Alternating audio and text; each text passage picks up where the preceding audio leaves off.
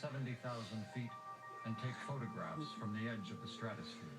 That's my food. As the Cold War arms race with the Soviet Union intensified, the U-2 was America's best hope for tracking their rival's growing nuclear arsenal. And it put enormous demands on pilots who had to breathe pure oxygen to survive at such heights. Every extra ounce, even wheels, could limit the U-2's ability to fly high. You've got all your fuel in the wing. There's no way you're going to keep that tip off the ground. So they were only there to keep the wings off the ground. And as soon as the wings lifted up, those would drop out. Sammy, come on. I used to like to take off, spiral right up straight. No. The government's cover story for the U-2 was that it was being used for weather research.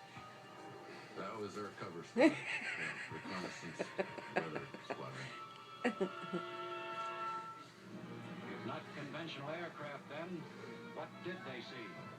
The U-2 cruised at 3 times the height of regular airliners and would sometimes be glimpsed by civilians. I can't be sure, but I believe I saw the sun glinting off the window. Come get this.